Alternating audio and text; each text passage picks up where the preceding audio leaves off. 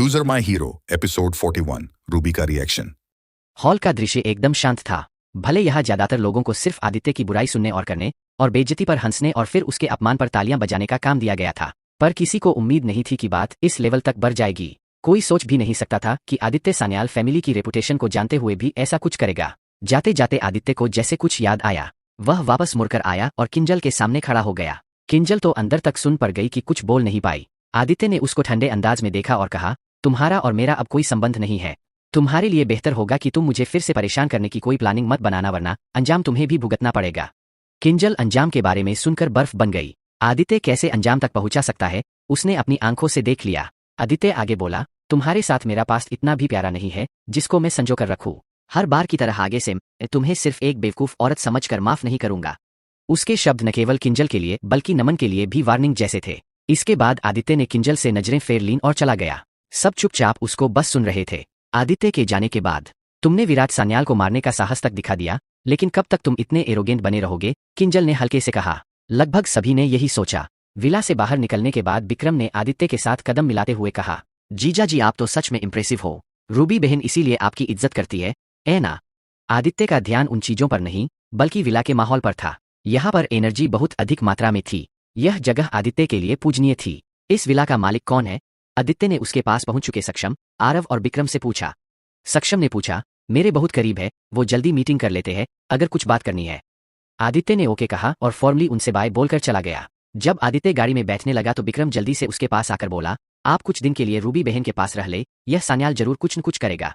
आदित्य ने विक्रम की ओर देखा और अपना सिर में हिलाया। मैं हर चीज के लिए दूसरों पर निर्भर नहीं रह सकता, और फिर भी सान्याल परिवार कोई बड़ी बात नहीं है। पर सान्याल परिवार का बहुत दबदबा था, फिर भी आदित्य डरता नहीं था। वह अकेला था, इसलिए ज्यादा से ज्यादा सान्याल परिवार उसका क्या कर सकता था?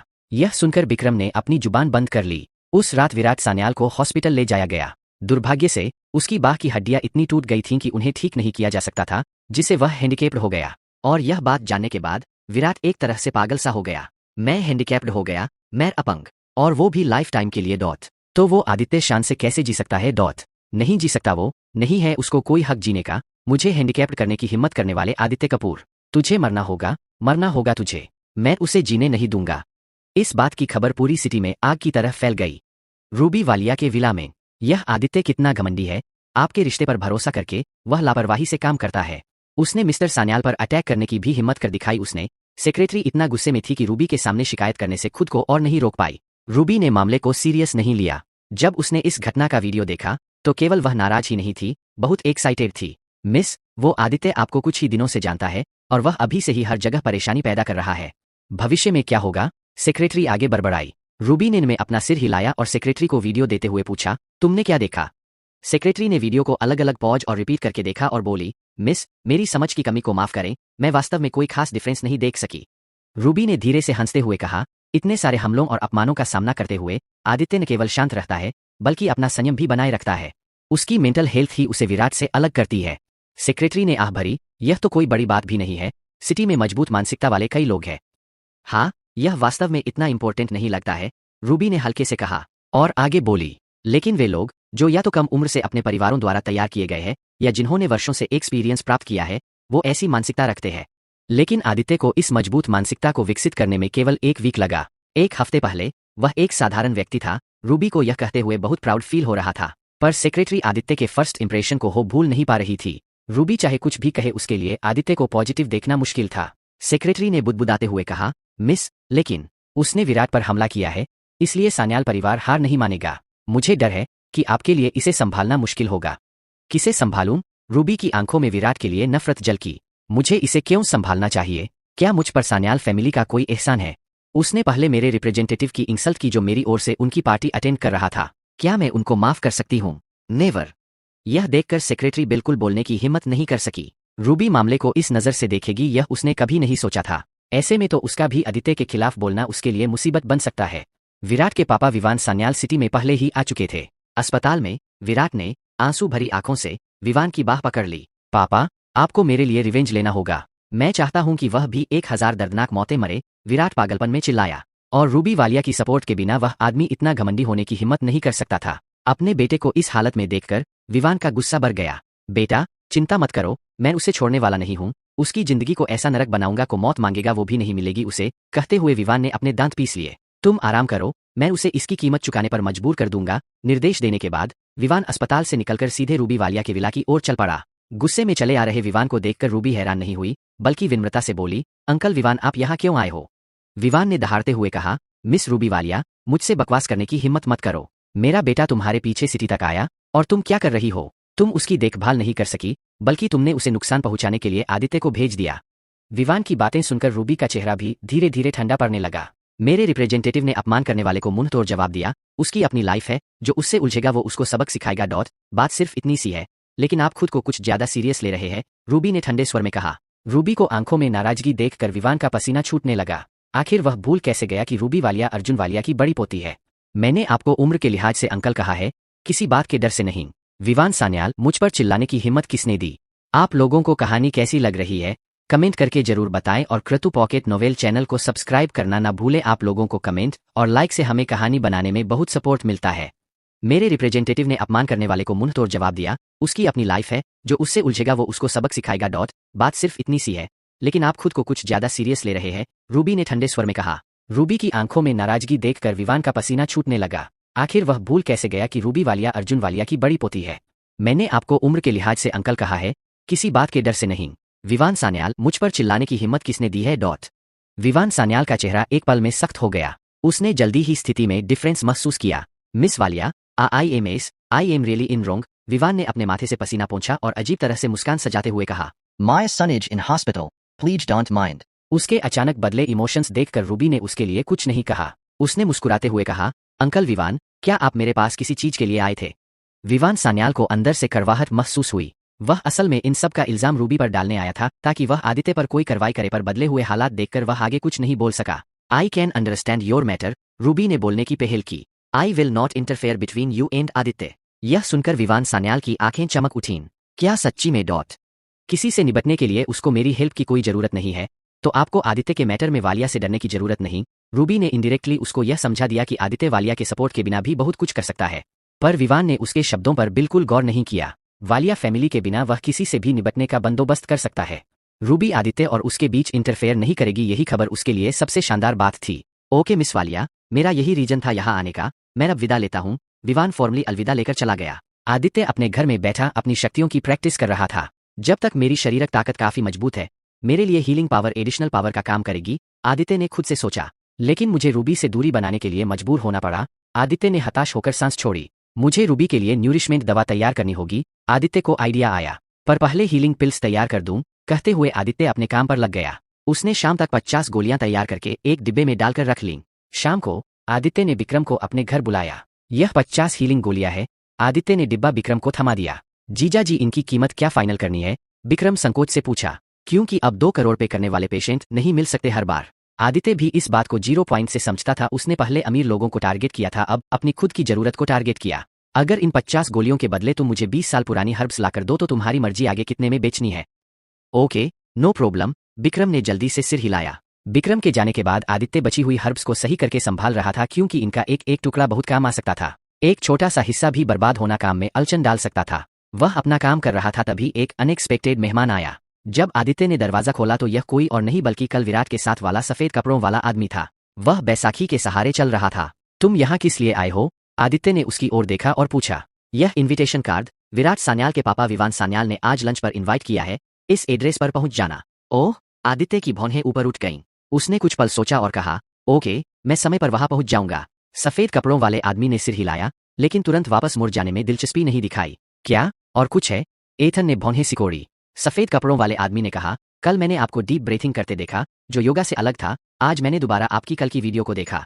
इससे आदित्य को कुछ आश्चर्य हुआ। क्या आप सच में इस बात को सीरियस देख सकते हैं? आदित्य ने संदेह के साथ पूछा। सफेद कपड़ों वाले युवक ने सीरियस अंदाज से कहा, मैंने एक बार किसी और की सांस लेने की तकनीक देखी थी और सुना था कुछ एनर्जी से इसका संबंध है। यह आपकी विधि से काफी मिलती जुलती है। आदित्य और भी हैरान हो गया। ऐसा लग रहा था कि वह इस दुनिया में एनर्जी को आकर्षित करने वाला अकेला नहीं है। I am just curious, nothing else with this. सफेद कपड़ों वाले आदमी ने आदित्य को चुप देखा तो बात खत्म करते हुए कहा और फिर वहां से चला गया। आदित्य ने उसके जाने के बाद सोचा, यह बहुत कुछ जानता है, इसके पास कुछ न कुछ अलग जरूर है। आखिर विराट का मास्टर है वो, मुझे उससे सलाह लेनी चाहिए। शाम को आदित्य सान्याल मिशन के लिए रवाना हुआ। क्योंकि उसने विराट की बाह तोड़ दी थी, इसलिए उसने कंपनसेशन के तौर पर एक स्पेशल रीजनरेटिंग पिल तैयार की। क्योंकि वह जानता था विराट एक बिगड़ैल औलाद है, उसने जैसा किया था उसकी सजा उसे मिल गई। अब बात को बढ़ाना ठीक नहीं होगा। जल्द ही आदित्य सान्याल मिशन पहुंच गया। मिशन के एंट्रेंस पर 4 बॉडीगार्ड थे जो सभी लंबे चौड़े और फिट थे। आदित्य को गार्ड्स ने रोक दिया। आप कौन है? उनमें से एक ने पूछा। आदित्य कपूर, आदित्य ने शांति से जवाब दिया। गार्ड ने सिर हिलाया और उसके आगे चले जाने के रास्ता बना लिया। अंदर जाइए, मिस्टर सान्याल आपका इंतजार कर रहे हैं, अंगरक्षक ने ठंडे स्वर में कहा। आदित्य ने कोई समय बर्बाद नहीं किया, वह तुरंत अंदर चला गया। इस खूबसूरत विला के बड़े हॉल में 10 से ज्यादा गार्ड्स थे। सोफे पर सफेद सूट पहने एक आदमी सिर के बल बैठा था, खूब खा पी रहा था। आदित्य ने उसकी ओर देखा और फिर विनम्रता से कहा, हेलो मिस्टर सान्याल। विवान ने आदित्य की ओर देखा, उसकी आंखों में गुस्सा झलक रहा था, जिसको आदित्य ने भांप लिया, पर वह बिल्कुल नहीं डरा। तो तुम आदित्य कपूर हो? तुम में मेरे बेटे की बाह तोड़ने और उसे हैंडीकेप बनाने की हिम्मत है? विवान ने अपने दांत पीसते हुए उग्रता से कहा। हाँ, उसने मुझे परेशान किया था, जिसकी सजा उसे मैंने दी। मुझे परवाह नहीं कि कारण क्या है, विवान ने उसको बीच में टोका। उसने अपने हाथ में डंडा लहराया और ठंडे स्वर में कहा, अगर तुमने मेरे बेटे को चोट पहुंचाने की हिम्मत की तो मैं तुम्हें कभी नहीं छोड़ूंगा। जैसे ही उसके शब्द निकले, विवान ने डंडा पकड़ लिया और गुस्से से उसे सफेद कपड़ों वाले युवक के घुटने पर पटक दिया। एक तीखी चीख गूंजी। सफेद कपड़ों वाले आदमी का घुटना चकनाचूर हो गया और फिर वह धड़ाम से जमीन पर गिर पड़ा। विवान ने उस युवक के चेहरे पर थूका और कहा, बेकार का कूड़ा, तुम्हारे रहते कोई कचरे जैसा आदमी मेरे बेटे की बाह तोड़ गया, तुम्हें अपने पास रखने का क्या मतलब है? सफेद कपड़ों वाला युवक असनीय दर्द में था, लेकिन उसने एक शब्द भी नहीं कहा। उसके अंग तोड़ दो और उसे बाहर फेंक दो, विवान ने बहुत ठंडे स्वर में ऑर्डर दिया। ये सर, कहते हुए उसके बगल में खड़े गार्ड तुरंत सफेद कपड़ों वाले युवक की ओर बढ़े। स्टॉप! आदित्य के चेहरे पर गुस्सा उभर आया। तुम्हारा बेटा ही था और उसे मैंने मारा, तो उस लड़के से क्या लेना देना? आदित्य ने ठंडे स्वर में कहा। विवान ने नाक सिकोड़ते हुए कहा, उसने मेरे बेटे की ठीक से रक्षा नहीं की तो सैलरी किस बात की लेता था मुझसे? दौत जब अपना फर्ज नहीं निभाना, उसने फर्ज नहीं निभाया तो उसे सजा दे रहे हो, और तुमने भी तो बाप होने का फर्ज नहीं निभाया, तुम्हारा खुद का क्या? तुम्हारी हिम्मत कैसे हुई? विवान ने जोर से टेबल पर हाथ पटका और खड़ा हो गया। तुम मुझे फर्ज सिखाने वाले क्या हो? विवान ने गुस्से से डांटा। आदित्य ने एक गहरी सांस ली और विवान की ओर ठंडे स्वर में देखा और कहा, कोई हैरानी नहीं कि तुम्हारा बेटा इतना घमंडी और दबंग है। तुम्हारे जैसे पिता के साथ यह अच्छी बात नहीं है। मैं तुम्हें यह क्लियर कर दूं, उसका हाथ तोड़ना तो बस शुरुआत थी। अगर उसने मुझे फिर से उकसाने की हिम्मत की तो अगली बार मैं उसकी जान ले लूंगा। तुम्हारी हिम्मत कैसे हुई? विवान ने जोर से टेबल पर हाथ पटका और खड़ा हो गया। तुम मुझे फर्ज सिखाने वाले क्या हो? विवान ने गुस्से से डांटा। आदित्य ने एक गहरी सांस ली और विवान की ओर ठंडे स्वर में देखा और कहा, कोई हैरानी नहीं कि तुम्हारा बेटा इतना घमंडी और दबंग है। तुम्हारे जैसे पिता के साथ यह अच्छी बात नहीं है। मैं तुम्हें यह क्लियर कर दूं, उसका हाथ तोड़ना तो बस शुरुआत थी। अगर उसने मुझे फिर से उकसाने की हिम्मत की तो अगली बार मैं उसकी जान ले लूंगा। आदित्य के मुंह से निकले शब्द इतने शक्तिशाली और गूंजने वाले थे कि सफेद कपड़ों वाला युवक भी अपना दर्द भूलकर उसे एकटक देखता रह गया। विवान ने एक आईब्रो उठाई और बोला, इंटरेस्टिंग, मैंने कभी नहीं सोचा था कि इस सिटी का कोई भी व्यक्ति मुझसे इस तरह बात करने की हिम्मत करेगा। बोलने के बाद उसने डंडा आदित्य के पैरों के पास फेंका और बोला, मैं तुम्हें एक मौका देता हूँ, अपने दोनों घुटने तोड़ दो जिस तरह इस स्टूपिड के मैंने तोड़े हैं, और फिर मैं इस मामले में आगे कुछ नहीं करूंगा। विवान का स्वर बेहद सर्द था। आदित्य ने अपने पैरों में पड़े डंडे को देखा और फिर डंडे के एक सिरे पर पैर कुछ ऐसे मारा कि डंडा विवान की तरफ उड़ गया। डंडा विवान के चेहरे से करीब 3 इंच की दूरी से होता हुआ सामने दीवार में जाकर धंस गया। दीवार तुरंत टूट गई और दरारें मकड़ी के जाले की तरह बाहर की ओर फैल गईं। विवान का चेहरा और भी ठंडा होता गया और उसने व्यंग्यात्मक लहजे में कहा, मैंने तुम्हें पहले ही एक मौका दे दिया है, जिसकी तुमने कद्र नहीं की। मत भूलना तुम्हारा पाला विवान सान्याल से पड़ा है। इसी एक मौके पछताओगे तुम जो अभी तुम्हें मिला था। अब तुम्हारे आसपास रहने वाले इतना दुख झेलेंगे कि खुद तुम्हारे मरने की दुआ करेंगे। आदित्य को उसकी धमकी से कुछ फर्क नहीं पड़ा, बल्कि उसकी हंसी छूटने वाली हो गई क्योंकि वह तो अकेला ही था। तुम जा सकते हो, विवान ने हाथ हिलाया। आदित्य वहीं खड़ा रहा, बिना हिले डुले। विवान ने भौहें सिकोड़ी और चिल्लाया, जब मैं तुम्हें मेरे घर से दफा हो जाने के लिए कह रहा हूं तो तुम अभी तक खड़े क्यों हो? आदित्य ने विवान को पूरी तरह से इग्नोर कर दिया और इसके बजाय सफेद कपड़ों वाले युवक की ओर मुड़ा और कहा, क्या तुम मेरे साथ चलने को तैयार हो? सफेद कपड़ों वाला युवक हैरान रह गया। उसने आदित्य को घूर कर देखा, ऐसा लग रहा था कि उसे जो कुछ भी सुनाई दिया उस पर उसे यकीन नहीं हो रहा था। 7 फुट लंबा आदमी हमेशा किसी और के गुलाम के जैसे नहीं रह सकता। वफादार कुत्ता बनना है हमेशा के लिए या रिस्पेक्टफुल लाइफ जीनी है? आदित्य ने ठंडे स्वर में पूछा। सफेद कपड़ों वाले युवक ने कोई जवाब नहीं दिया। उसने अपना सिर नीचे कर लिया और उसके चेहरे पर एक्सप्रेशंस ऐसे थे जैसे बहुत स्ट्रगल कर रहा हो। आदित्य ने उसको समझने की एक और कोशिश की। अगर तुम्हें यकीन है यह विवान सान्याल तुम्हें मेरे जाने के बाद नुकसान नहीं पहुंचाएगा तो तुम रुकने का फैसला कर सकते हो, वरना मेरे साथ चलो। विवान को यह सीन काफी दिलचस्प लगा। उसने सफेद कपड़ों वाले युवक को लात मारी और कहा, कुत्ता तो कुत्ता ही होता है, पीछे पीछे रहने के बिना अब इसके पास कोई चांस नहीं है। विवान के मुंह से इतना निकलते ही वह जज से लड़खड़ाते हुए एक टांग पर खड़ा हो गया और दांत पीसते हुए बोला, विवान सान्याल, मैं आपकी फैमिली के दबंग मिजाज से ऊब चुका हूं, आपको रक्षा का मैंने वादा दिया था, पर अगर कोई मुसीबत आए तो रक्षक अपना फर्ज निभाते हैं, मगर आप लोग तो मुसीबत को चिल्ला चिल्लाकर न्योता देते हो, तो रक्षक को क्या दोष दौत। और जब तुम्हारा सामना तुमसे हाई ग्रेड के लोगों से होता है तो तुम झुक जाते हो और चापलूसी करते हो। जब तुम्हारा सामना तुमसे लोअर ग्रेड के लोगों से होता है तो तुम उनके साथ इंसान जैसा व्यवहार भी नहीं करते। I am leaving you. बोलने के बाद सफेद कपड़ों वाले युवक ने अपना शर्ट खोलकर जमीन पर फेंका और आदित्य की ओर चल पड़ा। विवान का चेहरा ठंडा हो गया और उसने अपना एक हाथ हिलाया। उसके गार्ड ने तुरंत समझ लिया और अपने हाथ खंजर पकड़कर सफेद कपड़ों वाले युवक की पीठ पर वार करने का निशाना साधा। जैसे ही खंजर गार्ड के हाथों से छूटने वाला था, आदित्य ने अपनी उंगली हिलाई और अचानक गार्ड की कलाई पर किसी चीज से जोरदार वार हुआ और खंजर गिर गया। पीछे देखने पर पता चला कि वह एक सिक्का था जो उसकी कलाई से आकर टकराया था। चलो चलते हैं, आदित्य ने उस युवक से कहा। वह अपनी बाह उसके चारों ओर लपेटते हुए चलने में सहारा देते हुए उसको विला से बाहर लेकर चला गया। विवान का चेहरा गुस्से से नीला पड़ गया और उसने गुस्से में टेबल को पलट दिया। मैं उसे कभी नहीं छोड़ूंगा, दिवालिया बनाकर भीख मांगने पर मजबूर कर दूंगा कमीने को। चिल्लाते हुए विवान के चेहरे पर क्रूरता की एक झलक उभरी।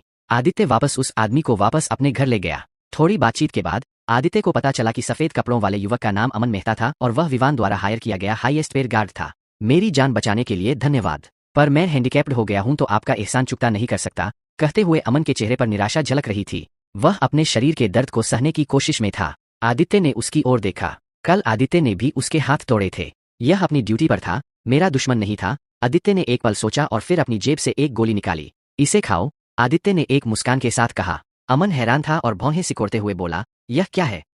पहले इसे खाओ, बाद में पूछना। आदित्य ने कुछ नहीं बताया। यह देखकर अमन ने कुछ और नहीं कहा और तुरंत गोली निगल ली। यह गोली रीजनरेटिंग पिल थी जिसे आदित्य ने विराट के लिए बनाया था। शुरू में इसे विवान को उपहार के रूप में देने का इरादा था, लेकिन उसके व्यवहार को देखने के बाद आदित्य ने अपना विचार बदल दिया था। जिस क्षण रीजनरेटिंग पिल अमन के पेट में गई, आदित्य ने अपना हाथ बढ़ाया और अमन के घुटने पर रख दिया। आदित्य की हथेली से ग्रीन कलर की लहरें बहने लगी और अमन के घुटने में प्रवेश करने लगी। अमन को अपने घुटने पर केवल एक अजीब सी झुनझुनी महसूस हुई। उसको ग्रीन रोशनी बिल्कुल नहीं दिख रही थी। आधे मिनट बाद आदित्य ने अपना हाथ हटा लिया और फिर अमन की दोनों कलाइयों को भी ऐसे ही किया। कुछ कदम चलने की कोशिश करो, आदित्य ने सपाट लहजे में कहा। अमन ने अपने अंगों को हिलाने की कोशिश की और उसे आश्चर्य हुआ कि उसका टूटा हुआ घुटना बिल्कुल में ठीक हो गया था। कैसे? यह कैसे पॉसिबल है? अमन का चेहरा सदमे से भरा हुआ था। उसने झट से अपने घुटने पर हाथ फेरा, यह बिल्कुल पहले जैसे था। इस दौरान उसको एहसास हुआ कि उसके दोनों हाथ भी ठीक है। अपने हाथों और घुटने को देखते हुए अमन की आंखें हैरानी से इतना फैल गई जैसे अभी बाहर आकर लटक जाएगी। मैंने कभी सपने में भी नहीं सोचा कोई फेमस डॉक्टर भी इतनी जल्दी ऐसा चमत्कार कर दिखाएगा। वह हैरान परेशान होकर बोला। मैं बिल्कुल नहीं मानता दुनिया का कोई भी डॉक्टर मेरे सामने कुछ है, आदित्य ने मुस्कुराते हुए कहा। यह शेखी नहीं थी, बल्कि सच्चाई थी। आदित्य ने समय खराब नहीं किया था। जब उसने खुद को इम्प्रूव करने का फैसला किया था तब से हर रोज हर क्षण अपनी ओर शक्ति को हमेशा आकर्षित किया था। ओके अन, अब मुझे आपसे कुछ सवाल पूछने की जरूरत है, आदित्य ने सोफे पर बैठते हुए कहा। अमन ने तुरंत जवाब दिया, आई स्वीयर, आपको एक भी गलत इन्फॉर्मेशन नहीं दूंगा, जो पूछना है पूछिए। आदित्य की आंखों में ठंडक चमक उठी। मुझे सान्याल परिवार के बारे में सब कुछ बताओ, जिसमें उनके बिजनेस, प्रॉपर्टी और पावर शामिल है, आदित्य ने ठंडे स्वर में कहा। मैं सान्याल के सारे सोर्सेज को ब्लॉक करना चाहता हूं। आदित्य की आवाज दृढ़ और ठंडी थी, जिससे शंका की कोई गुंजाइश नहीं थी। अमन से पूछने के लिए आदित्य के पास कई सवाल थे, लेकिन अब वह जो सबसे ज्यादा करना चाहता था वह था सान्याल परिवार को बैंकक्रप्ट करना, क्योंकि पावर के दाम पर ही विराट और विवान इतना उछल रहे हैं। मुझे सान्याल परिवार के बारे में सब कुछ बताओ, जिसमें उनके बिजनेस, प्रॉपर्टी और पावर शामिल है, आदित्य ने ठंडे स्वर में कहा। मैं सान्याल के सारे सोर्सेज को ब्लॉक करना चाहता हूं। आदित्य की आवाज दृढ़ और ठंडी थी, जिससे शंका की कोई गुंजाइश नहीं थी। अमन से पूछने के लिए आदित्य के पास कई सवाल थे, लेकिन अब वह जो सबसे ज्यादा करना चाहता था वह था सान्याल परिवार को बैंकक्रप्ट करना, क्योंकि पावर के दाम पर ही विराट और विवान इतना उछल रहे हैं। अमन ने कुछ भी बताने से संकोच नहीं किया। भले ही वह अब तक सान्याल के प्रति वफादार था, पर विवान ने उसकी ईमानदारी का सिला बहुत भयानक देना चाहा था। इसलिए अमन ने आदित्य को वह सब कुछ बताया जो वह जानता था। सान्याल परिवार की प्रॉपर्टी का इंपॉर्टेंट सोर्स हेल्थ प्रोडक्ट्स है, लेकिन आजकल यह रियल एस्टेट में शामिल है। हेल्थ प्रोडक्ट्स डॉट कहते हुए आदित्य ने भौहें उठाई। क्या मेरे लिए सही नहीं है? सोचते हुए आदित्य ने होंठों पर एक एविल स्माइल फैल गई। सिर्फ एक फॉर्मूले से आदित्य सान्याल परिवार को दिवालिया बना सकता है। मिस्टर कपूर, आप वालिया परिवार की मदद क्यों नहीं लेते? अमन ने हैरान होकर पूछा। वालिया परिवार का शायद सिर्फ एक शब्द सान्याल परिवार को दिवालिया बना सकता है, अमन ने अपनी बात जारी रखते हुए कहा। आदित्य ने अपना सिर में हिलाते हुए कहा, आप हर चीज के लिए दूसरों पर निर्भर नहीं रह सकते। जब आप खुद कैपेबल होंगे तभी आप दूसरों से सम्मान जीत सकते हैं। और यह मैटर मेरे और सान्याल के बीच का है, वालिया परिवार का इससे कोई लेना देना नहीं। आहूजा परिवार के साथ लाइफ का एक्सपीरियंस करने के बाद आदित्य अच्छी तरह से जानता था कि नाम के बिना कोई प्राउड नहीं और नाम खुद का होना चाहिए। एक और बात मैं आपसे पूछना चाहता हूं, आदित्य ने आगे कहा। आपने अपने कौशल किससे सीखे? आदित्य ने पूछा। आदित्य ने जो अब तक देखी सबसे मजबूत ताकत अमन की थी। कल अगर वह एनर्जी को इनहेल न करता तो उसका मुकाबला नहीं कर सकता था। अमन एक पल के लिए चुप हो गया और फिर करवाहट से मुस्कुराया। मुझे मेरे सौतेले पिताजी ने सिखाया था, अपने मतलब के लिए, लेकिन मेरी ताकत बहुत कमजोर थी तो उसने आगे मुझे नहीं सिखाया और बेदखल कर दिया। बहुत कमजोर? इस बात पर आदित्य थोड़ा हैरान था। जिसको अमन की ताकत कम लगी वह खुद कितना मजबूत होगा। मैंने बॉडी को मजबूत और एक्टिव किया लेकिन इंटरनल पावर्स को अट्रैक्ट करने में मैं ध्यान नहीं कर पाता था। अमन ने समझाना जारी रखा। अपने सौतेले पिता का वारिस बनने के लिए इंटरनल पावर्स का मास्टर होने के बिना कोई और ऑप्शन नहीं थी। अमन के चेहरे पर कुछ पछतावा था। इससे अचानक आदित्य की दिलचस्पी बढ़ गई। उनकी बातचीत के जरिए से आदित्य को पता चला कि उसके पिता संप्रदाय में एक इंटरनल पावर्स मास्टर को केवल शुरुआत माना जाता है। उस स्तर से ऊपर इंटरनल पावर्स ग्रैंड मास्टर और यहाँ तक कि ग्रेट ग्रैंड मास्टर भी है। इतना कुछ जानने के बाद आदित्य को रूबी के लिए थोड़ा खतरा महसूस हुआ। ऐसा लगता है कि मुझे जितनी जल्दी हो सके अपनी ताकत में सुधार करने की जरूरत है और रूबी में भी कुछ पावर्स होनी चाहिए, आदित्य ने खुद से सोचा। अगले दिन सान्याल परिवार ने सिटी में एक बड़ी खबर जारी की। जो कोई भी आदित्य के साथ बिजनेस करता है वह सान्याल परिवार का दुश्मन है। जैसे ही यह खबर जारी हुई इसने बहुत हलचल मचा दी। सिर्फ एक दिन के भीतर दर्जनों लोग सान्याल परिवार से मिलने आए। इनमें से ज्यादातर लोग सिटी के ही बिजनेस टाइकून्स थे जो इस अवसर का फायदा उठाकर सान्याल परिवार की चापलूसी करना चाहते थे। आदित्य को ज्यादा परवाह नहीं थी क्योंकि वह पहले से ही बहुत से बिजनेस टाइकून्स को नहीं जानता था, इसलिए उन्हें इससे कोई फर्क नहीं पड़ता था कि वे इस खबर से कैसे इन्फ्लुएंस होंगे। शाम तक आदित्य को अचानक एक फोन आया। यह कॉल दरअसल आरव रॉय की तरफ से आई थी। कपूर, मेरे पिता आपको डिनर पर इनवाइट करना चाहते हैं। मुझे नहीं पता कि आज रात आपके पास समय है या नहीं, पर अगर आप ज्वाइन कर सको, आरव ने फोन पर बहुत विनम्रता से कहा। आदित्य हंसा और बोला, तुम्हारे पिता? मेरा तुम्हारे पिता से कोई संबंध नहीं है। अगर तुम्हें कुछ कहना है तो कह दो। आरव ने करवाहट से कहा, तुम वाकई स्मार्ट हो और सब कुछ समझ रहे हो। रूबी वालिया का तुमको सिलेक्ट करना अब समझ में आ रहा है। मेरे पिता तुम्हारी मदद मांगना चाहते हैं।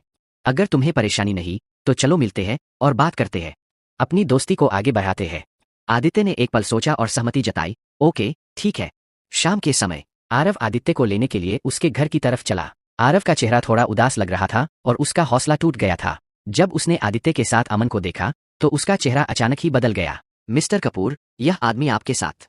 आदित्य ने हाथ बढ़ाया और अमन के कंधे पर थपथपाया। अब यह मेरा आदमी है, पर अभी हम इसके बारे में बात नहीं करते। Let's go. आदित्य आरव की कार में बैठ गया। आरव मर्सिडीज चला रहा था, बहुत ही शानदार। आसपास की ज्यादातर कारें इसे रास्ता दे देतीं। जैसे ही कार कॉलोनी के गेट से बाहर निकलने वाली थी, एक कार ने बहुत ही उकसाऊ रूप से उन्हें क्रॉस कर दिया। आरव ने भौहें सिकोड़ी और बोलने ही वाला था कि उसने नमन खुराना को खिड़की नीचे करते देखा। वह गाड़ी से उतर आया। यो बॉय, क्या यह आरव रॉय है? नमन ने सेल्फ सेटिस्फाई होते हुए कहा। आरव ने भौहें सिकोड़ी। नमन खुराना, तुम्हें क्या चाहिए? नमन ने मुस्कुराते हुए कहा, कुछ खास नहीं। मैंने अभी सुना है कि तुम्हारा परिवार, रॉय, इतना अच्छा नहीं कर रहा है। मैंने सुना है कि तुम कल आदित्य के साथ बैठे थे, इसलिए सभी इन्वेस्टर्स ने पैर पीछे खींच लिए। आरव का चेहरा ठंडा पड़ गया और वह चुप रहा। नमन ने खुशी से कहा, ओह, आज रात में सान्याल एक डिनर पार्टी ऑर्गेनाइज कर रहे हैं। मुझे लगता है कि उन्होंने तुम्हें इनवाइट नहीं किया, ए न? देन वहा टू यू, अपनी गाड़ी हटाओ, आरव ने ठंडे स्वर में डांटा। नैनन ने नाक सिकोड़ी और कहा, आरव, तुम शो ऑफ क्यों कर रहे हो? सान्याल ने पहले ही घोषणा कर दी है कि वह तुम्हारे परिवार को दिवालिया बनाना चाहते हैं। क्या तुम्हें अब भी लगता है कि तुम्हारा परिवार यहाँ सबसे अमीर है? आदित्य उसकी बकवास झेलने के मूड में नहीं था। उसने खिड़की नीचे की, नमन को ठंडे अंदाज में देखा और कहा, अपनी कार आगे बढ़ाओ। मैं इसे दूसरी बार नहीं कहना चाहता। यो बॉय, आदित्य भी यहाँ है।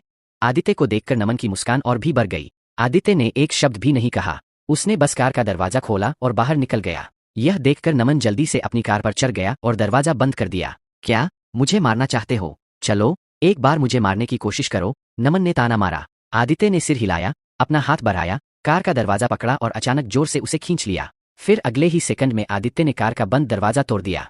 आदित्य ने एक शब्द भी नहीं कहा।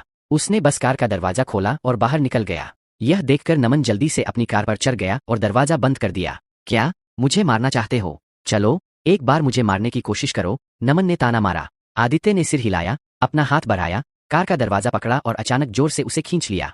फिर अगले ही सेकंड में आदित्य ने कार का बंद दरवाजा तोड़ दिया। नमन ने अपनी गाड़ी का दरवाजा आदित्य के हाथ में देखा। अब उसने थूक गटका। क्या बकवास है?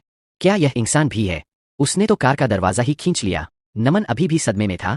आदित्य ने हाथ बढ़ाया और उसे कॉलर से पकड़कर कार से बाहर खींच लिया। आदित्य, ऑन रोड यह बेवकूफ़ी करना बंद करो। यह तो बस एक मजाक था, वरना मैं तुमसे क्यों उलझूंगा? नमन ने होठों पर जबरदस्ती की मुस्कान सजाते हुए कहा। उसने अपनी आंखों से आदित्य को विराट सान्याल की बाह तोड़ते देखा था। नमन का डरा हुआ चेहरा देखकर आदित्य ने कहा, मैं तुम्हें बहुत ज्यादा परेशान नहीं करूंगा और सबक सिखाने में ज्यादा देरी भी नहीं करूंगा। उसके लिए तुम्हें बस एक थप्पड़ मारूंगा। जैसे ही उसने बोलना समाप्त किया, पटाक, आदित्य ने नमन के गाल पर थप्पड़ जड़ दिया। हालांकि आदित्य ने अपनी पूरी पावर कंट्रोल करके बस हल्का सा थप्पड़ मारा था, फिर भी नमन की गाल तुरंत सूज गई। कार को रास्ते से हटाओ, आदित्य ने ठंडे स्वर में कहा। नमन भी अंदर से गुस्से में था, लेकिन उसने थप्पड़ को ऐसे लिया जैसे प्रसाद मिला हो। उसने आगे कुछ कहने की हिम्मत नहीं की, अपने दांत पीस लिए, पर चुपचाप कार को एक तरफ कर दिया। आदित्य के चले जाने के बाद नमन चिल्लाया, क्या स्टूपिड सिरफिरा है। एक बार रूबी वालिया इस सिटी से चली जाए फिर देखना तुम्हें कौन कौन परेशान करता है।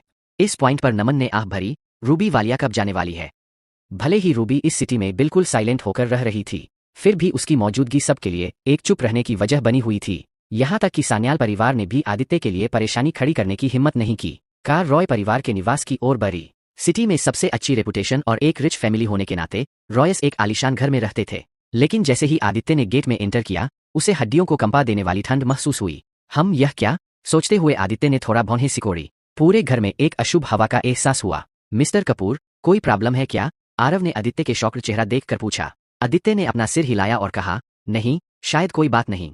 कार पार्क करने के बाद दोनों लिविंग रूम में दाखिल हुए। Mister Kapoor, wait second please, I am calling my father, Aarav ने विनम्रता से कहा और सीढ़ियां चढ़ने लगा। उसने एक नौकर को ऑर्डर दिया कि उसके जल्दी से ऊपर जाने से पहले आदित्य के लिए एक गिलास जूस डाले। कुछ मिनट बाद आरव और उसके पापा रंजीत रॉय नीचे आए। वह एक सफेद दाढ़ी वाला बुजुर्ग व्यक्ति था। मिस्टर कपूर, कहते हुए रंजीत आदित्य की ओर बढ़ा और उससे हाथ मिलाया। आदित्य ने जब रंजीत की ओर देखा और उसके अंदर ही अंदर गुस्सा और गहरा हो गया। आदित्य किसी को जल्दी से अपनी इंटरनल पावर्स की नजर से नहीं देखता था और नहीं यह उसके रूल का हिस्सा था, पर यहाँ की हवा में जो नेगेटिविटी उसको फील हो रही थी उससे वह खुद को कंट्रोल नहीं करना चाहता था। अपनी इंटरनल पावर को जागृत करके उसने रंजीत को देखा। उसकी नजर में रंजीत का चेहरा पीला पड़ गया था, उसके होंठ बैंगनी थे और उसकी भौहों के बीच अंधेरा था। वह बुरी हालत में दिख रहा था, जैसे कोई भूत हो। Roy, maybe you are not feeling well, Aditya ने लापरवाही से पूछा। रंजीत ने आह भरी और कड़वी मुस्कान के साथ कहा, हाँ, पर बताने के लिए कुछ नहीं है।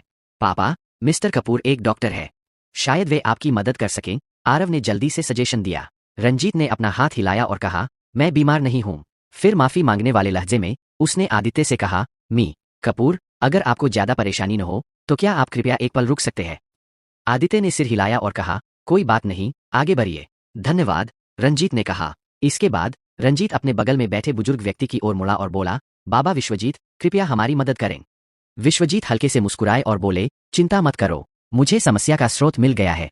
रंजीत का चेहरा चमक उठा और उसने जल्दी से कहा, कृपया हमें जल्दी समझाइए। विश्वजीत ने शांति से कहा, आपका हाल ही में खराब स्वास्थ्य और कुछ ज्यादा बात नहीं, बस कई डॉक्टरों की बेकार दवाओं के कारण है।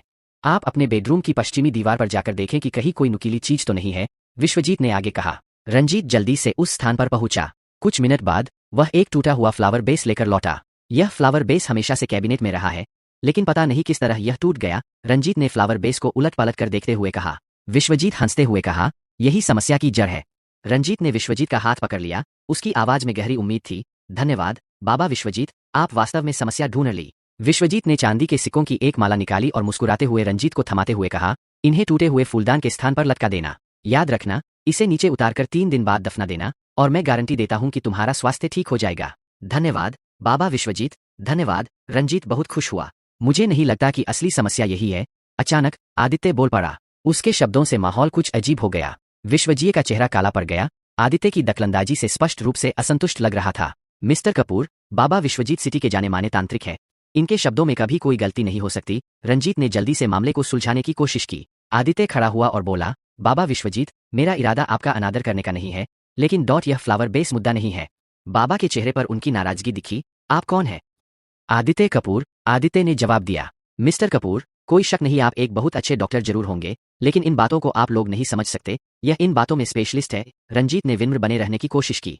विश्वजीत ने अपना हाथ हिलाया। आदित्य को घूरते हुए कहा, आप कहते हैं कि फूलदान समस्या नहीं है, तो मैं आपकी शानदार अंतर्दृष्टि सुनना चाहता हूँ। आदित्य बाहर के आंगन की ओर इशारा करते हुए उसने कहा, असली समस्या आंगन में है।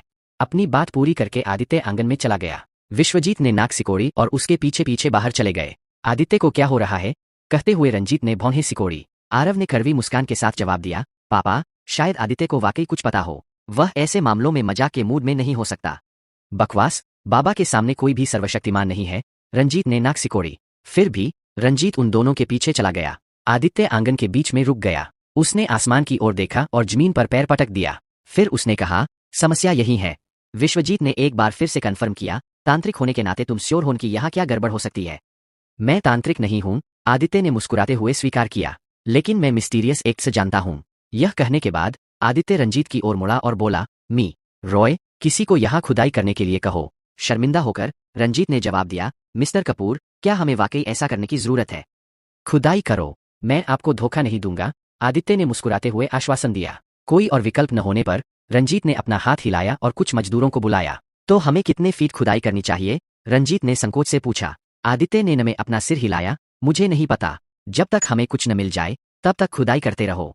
कोई और विकल्प न होने पर रंजीत ने अपना हाथ हिलाया और कुछ मजदूरों को बुलाया। तो हमें कितने फीट खुदाई करनी चाहिए? रंजीत ने संकोच से पूछा। आदित्य ने नमे अपना सिर हिलाया, मुझे नहीं पता, जब तक हमें कुछ न मिल जाए तब तक खुदाई करते रहो। बाबा विश्वजीत हंस पड़े। यह भी नहीं जानते कि कितने फीट खोदना है और फिर भी मास्टर की तरह काम करने की हिम्मत। बच्चे, मैं तुम पर गुस्सा नहीं करना चाहता, पर बड़ों से ऐसा मजाक नहीं करते। रंजीत के चेहरे पर भी कुछ नाराजगी दिखी। उसने अपनी जिंदगी में ऐसे बहुत सारे युवकों को देखा था जो जरा सी रेपुटेशन हासिल करके बहुत सारी बातों में अपनी ही जानकारी को थोपते रहते हैं। उसको आदित्य भी कुछ ऐसा ही लगा। सबसे इंपॉर्टेंट बात यह है कि उनके आसपास के लोगों को उनके काम के साथ खेलना पड़ता था, जो मना करने की हिम्मत नहीं कर पाते। रंजीत कभी भी ऐसे नौजवानों के फेवर में नहीं रहा, लेकिन आज के समय उनको आदित्य की मदद की जरूरत थी। इसलिए रंजीत रॉय केवल अपना हाथ हिलाकर यही कह सकता था, मिस्टर कपूर की इच्छा के अनुसार काम करने दे मजदूरों को। कई लोगों ने अपने फावड़े उठाए और खुदाई शुरू कर दी। 1 फीट, 2 फीट, 3 फीट। जल्द ही उनके सामने एक बड़ा गड्ढा दिखाई दिया। हालांकि मिट्टी के अलावा गड्ढे में कुछ भी नहीं मिला। आदित्य ने छेद को घूरते हुए देखा। उसे एक डरावना सा ब्लैक होल महसूस हुआ। मास्टर रॉय, क्या हमें खुदाई जारी रखनी चाहिए? मजदूरों ने अपने पसीने पोंछे। वे थोड़े थके हुए लग रहे थे। रंजीत ने जवाब नहीं दिया, लेकिन आदित्य की ओर देखा और कहा, मी कपूर, क्या हमें खुदाई जारी रखने की जरूरत है? मुझे इसकी जरूरत नहीं दिखती। बाबा विश्वजीत ने समय की बर्बादी का विरोध किया। कुछ लोग लापरवाही से काम करने के लिए अपने संबंधों पर भरोसा करते हैं, और मेरे पास उनके साथ काम करने का समय नहीं है। बाबा ने आदित्य की ओर आंखों से इशारा करके थोड़ा नाराजगी के साथ कहा। फिर भी आदित्य ने छेद की ओर इशारा करते हुए कहा, जब तक हमें कुछ न मिले तब तक खुदाई करते रहो। मिस्टर कपूर, हम पहले ही 4 फीट खोद चुके हैं और कुछ भी नहीं मिला है। क्या हमें पूरी धरती खोदनी चाहिए? रंजीत ने कुछ नाखुश होकर कहा। बस खुदाई करते रहो, मुझ पर भरोसा करके देखो, मैंने पहले भी कहा था मैं धोखा नहीं दूंगा, आदित्य ने शांति से कहा। बाबा ने एक कदम आगे बढ़ाया और ठंडे स्वर में पूछा, क्या होगा अगर हमें कुछ न मिले? आदित्य ने उसकी ओर देखा और कहा, अगर हमें कुछ नहीं मिला तो मैं यह सारी मिट्टी खा जाऊंगा। डील? बाबा ने कहते हुए हाथ हिलाया और कहा, अगर हमें कुछ मिल जाए तो मैं तुम्हें अपना गुरु बनाने को तैयार हूं। डील? आदित्य ने मुस्कुराते हुए कहा। जमीन खोदना जारी रहा और पलक झपकते ही 1 और फुट खुदाई हो गई। अब तक मजदूर भी नाराज हो रहे थे। रॉय, हमें और कितना खोदना है? एक मजदूर ने हैरान होकर पूछा। हम ऐसे ही खुदाई नहीं कर सकते, एक और मजदूर ने कहा। रंजीत ने हाथ हिलाया और कहा, बस खुदाई करते रहो, तुम लोगों को काम खुदाई का मिला है वो करते रहो। मजदूरों के पास खुदाई जारी रखने के अलावा कोई ऑप्शन नहीं था। बच्चे, मेरा समय कीमती है और मेरे पास तुम्हारे साथ खेलने का समय नहीं है, विश्वजीत ने ठंडी आवाज में कहा। मैं उम्र में बड़ा हूं, तुम्हें सजा नहीं दूंगा, तुम्हें मिट्टी खाने की जरूरत नहीं है, लेकिन याद रखना, यहाँ बेहतर से बेहतर लोग होते हैं, इसलिए घमंडी मत बनो। कहते हुए विश्वजीत ने अपनी आस्तीनें उतारी और जाने के लिए मुड़े। आदित्य ने कुछ नहीं कहा, लेकिन ध्यान से गड्ढे को देखता रहा। तभी एक तीखी आवाज आई जब एक मजदूर के फावड़े ने किसी सख्त चीज को छुआ। मिस्टर रॉय, हमें कुछ मिला है, एक कर्मचारी चिल्लाया। यह सुनकर सभी लोग जल्दी से वापस इकट्ठा हो गए। कर्मचारियों ने मिलकर जल्दी से एक लोहे के बक्से को छेद से बाहर निकाला। जल्दी से इसे ऊपर लाओ, रंजीत ने ऑर्डर दिया। कर्मचारियों ने समय बर्बाद करने की हिम्मत नहीं की और जल्दी से बॉक्स को ऊपर ले आए। विश्वजीत, जो जाने वाला था, वह अपनी जगह पर रुक गया और वापस मुड़ गया। यह वह चीज है जो आपके खराब स्वास्थ्य का कारण है। आदित्य ने बॉक्स को घूरते हुए भौहें सिकोड़ी। इसे खोलो, आदित्य ने बॉक्स की ओर इशारा किया। लोगों ने जल्दी से बॉक्स को खोला।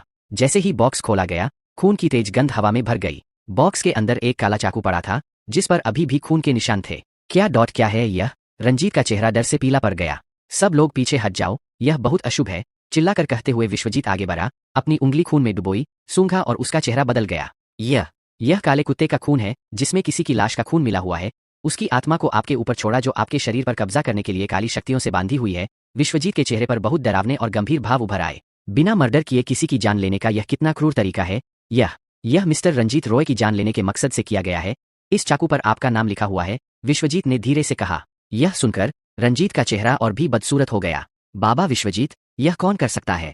इसके पीछे कौन है? रंजीत ने घबराहट में पूछा। अपना सिर हिलाते हुए विश्वजीत ने जवाब दिया, मुझे नहीं पता। तो अब मुझे क्या करना चाहिए? घबराहट में रंजीत ने बाबा विश्वजीत की कलाई पकड़ ली। विश्वजीत ने एक ठंडी मुस्कान दी और कहा, मिस्टर कपूर ने इसे खोजा है, उनको ही इसका एहसास हुआ था तो समाधान भी उनके पास होना चाहिए, उनसे पूछो। रंजीत को भी अचानक आदित्य की याद आ गई। वह आदित्य के पास गया और रिक्वेस्ट करते हुए बोला, मिस्टर कपूर, आपने सही समस्या ढूंढ ली है, तो अब आपको मेरी मदद करनी चाहिए। आदित्य ने विश्वजीत की ओर देखा और मुस्कुराया। बाबा विश्वजीत, आप इस मामले को संभालने के लिए बेहतर इंसान है। विश्वजीत एक कड़वी मुस्कान के साथ बोले, आदित्य, क्या तुम मेरी अज्ञानता को क्षमा करोगे? इन बातों का मुद्दे से कोई वास्ता नहीं बाबा विश्वजीत जी, मैं तो अचानक ऐसे समय में आपके बीच आया था। आपका मकसद भी मिस्टर रंजीत रॉय की हेल्प करना था, मैंने भी आपको बस सपोर्ट किया। मैं सच में कोई तांत्रिक नहीं हूं, बस नेगेटिविटी को फील कर सका था। आपने सही कहा था, समस्या पश्चिम की ओर थी। देखो, इस बॉक्स को जैसे दफनाया गया था, नाइफ का मुंह पश्चिम की ओर था, जिधर मिस्टर रंजीत रॉय का रूम है। आदित्य के जवाब से विश्वजीत और भी विनम्र हो गए। असाधारण कौशल वाले ऐसे युवा व्यक्ति का इतना विनम्र होना सच में यह सराहनीय था। इस युवा व्यक्ति का भविष्य बहुत उज्जवल होगा, विश्वजीत ने खुद से सोचा। फिर विश्वजीत आदित्य के पास गया, झुककर अपने दोनों घुटनों पर हाथ रखकर आदित्य के सामने अपना कद छोटा स्वीकार करते हुए बोला, मैंने तुमसे पहले ही कहा था कि अगर तुम वाकई कोई समाधान खोज सकते हो तो मैं तुम्हें गुरु मानने को तैयार हूं, और तुमने कर दिखाया। यह सुनकर आदित्य ने थोड़ी चिंता के साथ जल्दी से जवाब दिया, नहीं नहीं, मैं ऐसी जिम्मेदारी नहीं उठा सकता। वो तो मैंने उस समय बात को बढ़ाना नहीं था, इसलिए डील बोला था। हम सभी एक दूसरे से सीख सकते हैं, इसको सीरियस लेने की कोई जरूरत नहीं है। इस पर विश्वजीत को भी अपनी जिम्मेदारी का एहसास हुआ। आदित्य, मेरा यहाँ आना सफल हुआ जो तुमसे मिल पाया। अगर तुम्हें किसी चीज में मदद की जरूरत है तो बस कह देना। ओके, आदित्य ने सहमति में सिर हिलाया। विश्वजीत को घातक काली शक्ति को खत्म करने और उस आत्मा की मुक्ति करने में आधा घंटा लगा। इसके बाद वह रुका नहीं और जल्दी से रॉय के घर से निकल गया। अब आदित्य को यहाँ के एटमॉस्फेयर में कुछ गर्माहट का एहसास हुआ, पर आदित्य अभी तक बहुत अपनी पावर्स का यूज कर रहा था। यहाँ की नेगेटिविटी को ढूंढने में तो उसको थोड़ी सी वीकनेस फील होने लगी थी। आदित्य उन बाप बेटे के साथ लिविंग रूम में लौट आया। रंजीत ने आदित्य का आभारी होते हुए कहा, मिस्टर कपूर, आपने मेरी जान बचाई। मैं आपके एहसान को हमेशा याद रखूंगा। यह कहने के बाद रंजीत ने आदित्य को एक बैंक कार्ड थमा दिया। इसमें 20 करोड़ है। मेरी ओर से थैंक्स है, प्लीज इसे एक्सेप्ट करें। आदित्य ने कार्ड को देखा पर जेब में नहीं डाला। एक बार सोचा कि रॉयस कोई छोटे मोटे तो नहीं, उनसे अपनी सर्विस की पेमेंट लेना कुछ गलत नहीं। मैं आपके बाप के समान हूँ, मेरे घर पहली बार आए हो तो बस उपहार समझ कर रख लो। रंजीत ने दोबारा कन्विंस किया। इस बार बहुत ज्यादा विनम्र न होते हुए आदित्य ने तुरंत बैंक कार्ड जेब में रख लिया। वैसे अगर वो कुछ न भी पे करते तो भी आदित्य को कुछ फर्क नहीं था। उसके लिए 20 रुपए, 20 लाख या 20 करोड़ अभी कुछ मैटर नहीं था। मिस्टर रॉय, क्या आपने किसी और चीज के लिए भी मेरी मदद मांगी है? आदित्य ने पूछने की पहल की। रंजीत ने करवाहट से आह भरी, सही कहा, मुझे आपकी मदद की जरूरत है। सान्याल परिवार के दबाव में हमारी कंपनी के कई इन्वेस्टर्स ने वन साइडेड अपने कॉन्ट्रैक्ट कैंसिल कर दिए हैं। हमें कई कंस्ट्रक्शन के प्रोजेक्ट को रोकने के लिए मजबूर होना पड़ा है। रंजीत ने आह भरते हुए कहा, सिर्फ एक दिन में रॉय परिवार लगभग सांस लेना मुश्किल हो गया है और सान्याल परिवार पीछे हटने का कोई संकेत नहीं दिखा रहा है। हमारे लिए चीजें और भी मुश्किल होती जाएंगी। आदित्य उसकी बात से हैरान हो गया। उसने शायद सान्याल परिवार की पावर को बहुत कम आंका। अगर सिटी का सबसे सक्सेसफुल परिवार उनके सामने खड़ा नहीं रह पाया था तो दूसरों के पास क्या मौका था? एक पल की चुप्पी के बाद आदित्य ने कहा, इस बात का दुख तो लगा, लेकिन ऐसा लगता है कि मैं इस मामले में ज्यादा मदद नहीं कर सकता। बगल से आरव ने मुस्कुराते हुए कहा, मिस्टर कपूर, अगर आप हमें अपने कंस्ट्रक्शन प्रोजेक्ट में से कुछ हिस्सा दे सके तो रॉय परिवार अपनी रेपुटेशन में वापसी कर सकता है। आदित्य ने कुछ देर रुककर थोड़ी शर्मिंदगी के साथ कहा, कंस्ट्रक्शन प्रोजेक्ट? मैं उन्हें कहां से लाऊंगा? आरव ने आश्चर्य से कहा, मिस्टर कपूर, आप वालिया के रिप्रेजेंटेटिव है और वालिया के बिजनेस बहुत दूर दूर तक है और हर जगह कंस्ट्रक्शन का कुछ न कुछ काम रहता ही है। आपका डिसीजन ही फाइनल डिवीजन होगा कि कॉन्ट्रैक्ट किसको देना है। ट्रस्ट प्लीज, हमने कभी किसी को कंप्लेंट का मौका नहीं दिया। बहुत अच्छी मैनेजमेंट है हमारे पास। रंजीत ने सिर हिलाते हुए कहा, सान्याल किसी को कुछ नहीं समझते पर वह वालिया के प्रोजेक्ट को छूने की हिम्मत नहीं करेंगे। आरव ने बहुत उम्मीद से कहा। रंजीत ने रिक्वेस्ट करते हुए कहा, आप ही हमारी एक आखिरी उम्मीद हो, वरना अगले एक वीक में रॉय फैमिली बैंकक्रप्ट हो जाएगी और हमारी कंपनी में जॉब करने वाले लाखों लोग बेरोजगार हो जाएंगे। आदित्य हैरान रह गया। उसे तो लगा था वह वालिया की गरिमा बनाए रखने के लिए उनका रिप्रेजेंटेटिव है। उसने कभी उम्मीद नहीं की थी कि रूबी उसे अपने सभी इन्वेस्टमेंट का अधिकार सौंप देगी। रूबी का यह कदम लोगों को अच्छी तरह से समझ नहीं आया था, अन्यथा आदित्य के दरवाजे के बाहर भीड़ होती। आदित्य ने एक पल के लिए कुछ नहीं कहा और बस वही बैठा रहा, सोचता रहा। मेरे पास इससे भी बेहतर बिजनेस का अवसर है, आदित्य अचानक बोला। दोनों बाप बेटा हैरान हो गए। एक बेहतर बिजनेस? आदित्य ने सिर हिलाया। हाँ, सान्याल परिवार ने हेल्थ प्रोडक्ट्स के माध्यम से अपना भाग्य बनाया है और मेरे पास इससे भी बेहतर कुछ है। वर्तमान स्थिति को देखते हुए हीलिंग पिल को प्रमोट करने के लिए एक सक्सेसफुल कंपनी की जरूरत थी। केवल विक्रम जैसे पुराने माफिया पर निर्भर रहना सही नहीं होगा। रॉय सिटी का सबसे रिच परिवार होने के कारण इस काम के लिए एकदम सही था। आदित्य ने हीलिंग पिल निकाली, उसे मेज पर रखा और आत्मविश्वास से कहा, मैं अपनी इस दवा को रॉय परिवार को सौंप सकता हूँ। मैं आपको यकीन दिलाता हूँ यह कुछ ही दिनों में अपनी गुणवत्ता के कारण बहुत वायरल हो जाएगा। इसके साथ आप न केवल सान्याल के राइवल्स होंगे बल्कि उनसे आगे भी निकल सकते हैं। लेकिन रंजीत ने इसे उस तरह से नहीं देखा। उसने सोचा कि हीलिंग पिल बिल्कुल भी विश्वसनीय नहीं थी। इसलिए रंजीत ने सुझाव दिया, मिस्टर कपूर, यदि संभव हो तो क्या आप हमें कंस्ट्रक्शन प्रोजेक्ट्स में से एक दे सकते हैं? हम असल में इस दवा के लक का आनंद नहीं ले सकते। भले ही रंजीत ने यह सीधे तौर पर नहीं कहा, लेकिन उसका मतलब स्पष्ट था। वह बस हीलिंग पिल के बारे में ज्यादा नहीं सोचता था। आदित्य ने पिल को पॉकेट में रखा और कहा, ओके, कल हम कॉन्ट्रैक्ट पर बात फाइनल कर लेते हैं। आप अपनी सर्विस की प्रेजेंटेशन शो कर देना। Thank you mister Kapoor, Ranjit ने उत्साह से कहा। उसे एहसास नहीं हुआ कि उसने अनजाने में एक गोल्डन बिजनेस चांस खो दिया है। इससे आदित्य को रंजीत की सोच पर दया आई। तब तक दवाओं के प्रमोशन का काम विक्रम पर ही छोड़ना होगा, आदित्य ने खुद से सोचा। बाप बेटा के चेहरे से खुशी साफ साफ झलक रही थी, पर आदित्य के चेहरे पर दोनों के लिए दया के भाव थे। आदित्य ने अपनी पॉकेट में हाथ डाला तो पिल से उसका हाथ टच हुआ। इस पिल से आदित्य को रूबी की याद आई। उसके करीब जाने के लिए, उसको बहुत सारा प्यार करने के लिए, उसको शक्तियों को झेलने के काबिल करने के लिए एक अच्छा दवा तैयार करनी है। आदित्य ने उठकर एक कॉर्नर में जाकर रूबी का नंबर डायल कर दिया। आदित्य ने अपनी पॉकेट में हाथ डाला तो पिल से उसका हाथ टच हुआ। इस पिल से आदित्य को रूबी की याद आई। उसके करीब जाने के लिए, उसको बहुत सारा प्यार करने के लिए, उसको शक्तियों को झेलने के काबिल करने के लिए एक अच्छी दवा तैयार करनी है। आदित्य ने उठकर एक कॉर्नर में जाकर रूबी का नंबर डायल कर दिया। 2 बेल जाने के बाद आदित्य के कानों में एक बहुत ही प्यारी सी आवाज गूंजी। मेरी याद नींद आने नहीं देती होगी। अच्छा किया आपने कॉल कर ली, मुझे भी आपकी बहुत याद आ रही थी। रूबी के शब्द आदित्य के कानों में मिश्री जैसे घुल गए। वह खुद अपने मकसद से भटकता गया। एक मदहोश कर देने वाली मुस्कान उसके होठों पर फैल गई। इतनी जल्दी फोन उठा लिया, लगता है नींद से दोस्ती तोड़ दी। एक टीनेजर गर्लफ्रेंड की तरह रूबी ने उठकर बैठ गई और पिलो को हग कर लिया। अब किसी की होना है तो नींद से क्या लेना मैंने, आइए मेरे पास और नींद से दोस्ती तोड़ने को वजह बन जाइए। हमेशा की तरह रूबी ने फिर से पहल की। अचानक इतने इमोशंस जागे कि आदित्य सकपका गया। उसने एक नजर आरव और रंजीत को देखा जो डाइनिंग टेबल के पास खड़े उसका इंतजार कर रहे थे, पर आदित्य ने उनके लिए बिल्कुल भी फिक्र नहीं जताई। अपनी बात रूबी के साथ जारी रखने को पहल दी और उनसे मुंह फेर लिया। एक गहरी सांस लेकर आदित्य बोला, आप ऐसे कीजिए, छत पर आइए। रूबी बहुत हैरान होकर बोली, आप सिरफिरे आशिक की तरह मेरे विला की छत पर पहुंच गए डॉट। अरे इतना जोखिम उठाने की जरूरत नहीं है, यहाँ कौन आपको मेरे पास आने से रोकने की हिम्मत करेगा डॉट। अरे एंग्री एंजल, पहले बात तो सुनो, छत पर आओ तो सही। ओके, कॉल मत काटना आप, कहते हुए रूबी चप्पल पहनकर बाहर की ओर जाने लगी। रूबी के स्टाफ के मेंबर्स उसको इस समय रूम से बाहर आता देखकर थोड़ा हैरान हुए। उनको इग्नोर करके रूबी सीढ़ियों की तरफ बढ़ गई। इतनी हिम्मत मेरी कहाँ जो आपकी परमिशन के बिना कॉल काट दूं। आहा, इस बात पर रूबी खिलखिलाकर हंसी। आदित्य भी एक रोमांटिक बॉयफ्रेंड की तरह मन सी हंसा। आरव को उसकी बात तो सुनाई नहीं दी, लेकिन मुस्कुराहट देखकर उसके लिए यह बात पचाना मुश्किल हो गया, क्योंकि उसने आदित्य को जितनी बार देखा बहुत सीरियस देखा था। इधर रूबी को खिलखिलाकर हंसता देखकर उसके स्टाफ मेंबर्स दंग रह गए। उन्होंने रूबी को साइलेंट या एरोगेंट देखा था। आज एक कॉलेज स्टूडेंट की तरह हंसती रूबी उनको अपनी मालकिन नहीं मालकिन की चंचल सी बेटी लगी। सेक्रेटरी उसके पीछे जाने लगी, मगर उसने हाथ से इशारा करके मना कर दिया और सीढ़ियां चढ़ गई। अच्छा मेरी बात सुनिए रूबी, वालिया के कंस्ट्रक्शन में से एक प्रोजेक्ट मैं रॉय फैमिली को दे रहा हूँ, आदित्य ने सीरियस होते हुए कहा। जो मर्जी कीजिए, आप फ्री है ऐसे डिसीजन के लिए। मैं अपने बॉयफ्रेंड से बात कर रही हूँ, किसी रिप्रेजेंटेटिव से नहीं। रूबी ने उसकी काम की बात को हवा में उड़ा दिया। आदित्य हंसे बिना नहीं रह पाया। उसने कभी रूबी से बचकानी बातों की उम्मीद नहीं की थी। प्यार में पड़ने के बाद इतना चेंज आ जाता है, यह उसको भी कहाँ मालूम था। आप कहाँ है डॉट, रूबी छत पर पहुंचकर चौंक कर बोली। उसने इधर उधर देखा, यहाँ इसके बिना कोई नहीं था। चांद की ओर देखो, आदित्य विंडो के बाहर चांद को देखते हुए बोला।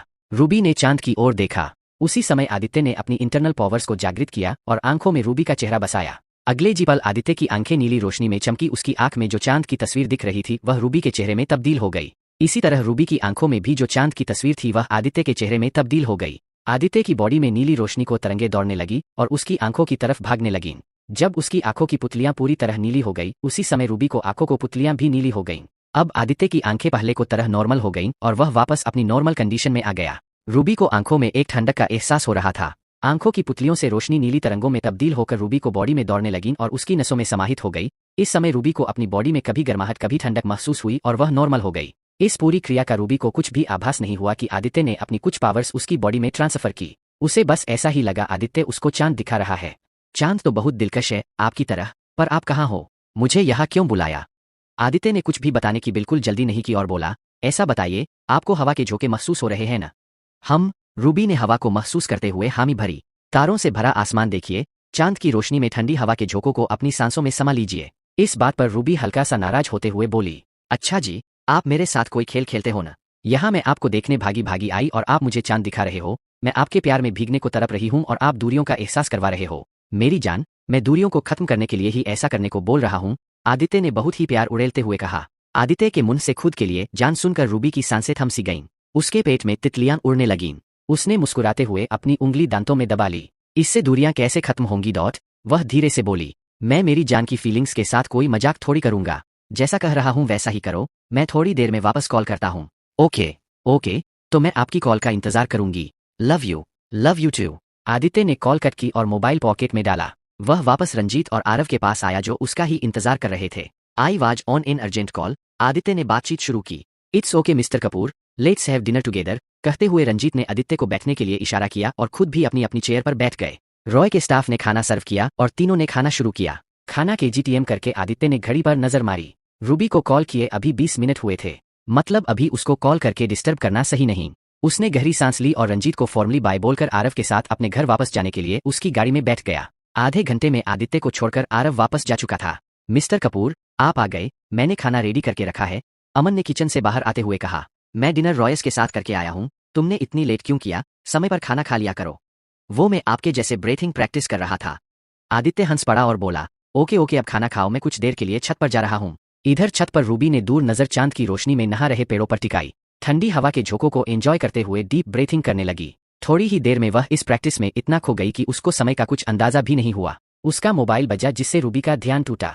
आदित्य की कॉल देखकर उसके चेहरे का ग्लो और भी तेज हो गया। एक गहरी सांस लेकर उसने कॉल अटेंड की और कान को फोन लगाते हुए बोली, जी, मैंने आपकी बात न मानने की हिम्मत बिल्कुल नहीं की। आदित्य रेलिंग की दीवार को टेक लगाकर खड़े होते हुए बोला, क्या फील हो रहा है?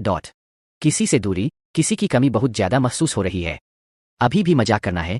स्वीट हार्ट, बोलो ना, प्रैक्टिस से क्या महसूस हुआ? रूबी ने नाराजगी में होठों को मरोड़ा और इस बार सच बोली, शुरू में ठंड महसूस हुई थी और फिर धीरे धीरे अंदर कुछ गर्माहट होने लगी जो अभी तक पेट में टिकी हुई है। अच्छा, इसको पेट में टिकाए रखना, मुझे इसकी जरूरत पड़ने वाली है। आदित्य आवाज को बहुत हल्का करके बोला, जिससे रूबी के तन बदन में सरसराहट हुई। वह हताशा भरी सांस लेकर बेबस सी होकर बोली, पता नहीं कब मैं आपकी जरूरत पूरी करने लायक बन पाऊंगी, कब मुझे आपके प्यार का एहसास मिलेगा। Shh, you are perfect sweetheart, बस अब कुछ दिनों का ही इंतजार बचा है। आदित्य उसकी बात को काटते हुए बोला। रूबी ने उसकी बात को सुना पर बोली कुछ नहीं। आदित्य समझ गया कि वह थोड़ी नाराज है।